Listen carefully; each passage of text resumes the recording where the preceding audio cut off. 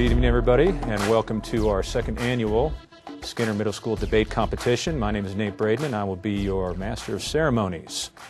Let me explain a little bit to our audience members what we've been doing throughout the year and explain the methodology and the content that we have been studying. What we do, what we abide by, our company, is we believe the best way to master knowledge is to go through a crawl, walk, run strategy. So what we do is in order to master a certain topic, we have the kids memorize certain basic facts. That's the crawl stage, and then we have them draw conclusions from those facts.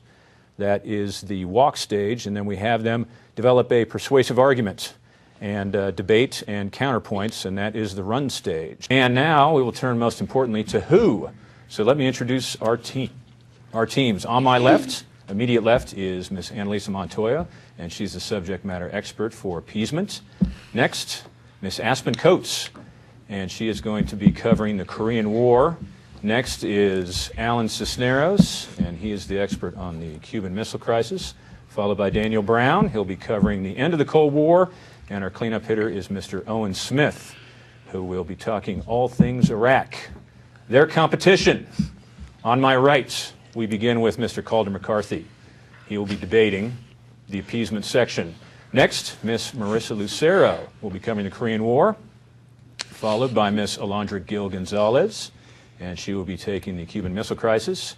A.J. Sanchez will be our end of Cold War expert, and our cleanup hitter on this team is Mr. Hayden Breitzman. So he will be debating Mr. Smith on the Iraq War.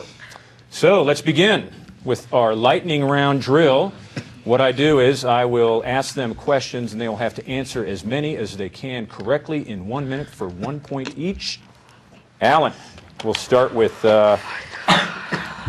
Actually, go ahead. Yeah, keep that slide there. And Alan, I will start you with some of the questions that Alondra passed on.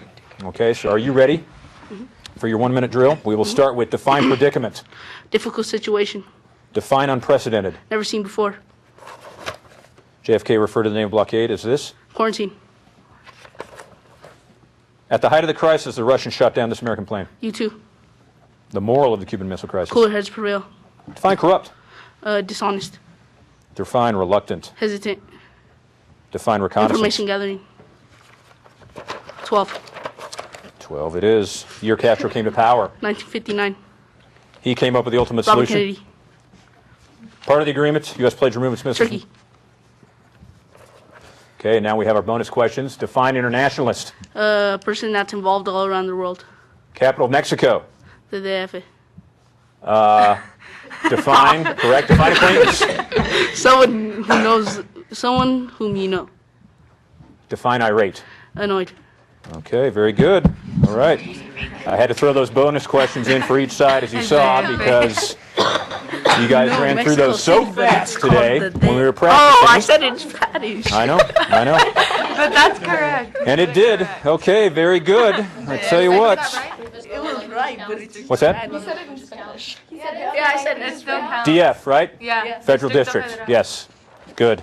I got that much. I know enough Spanish for that much. Okay.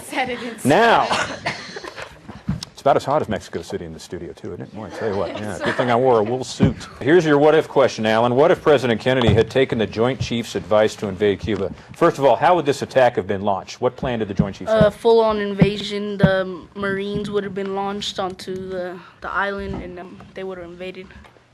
Okay. What would the Russians have done in response, do you think? They would have launched their nuclear missiles because they were far away, and that was a choice to do.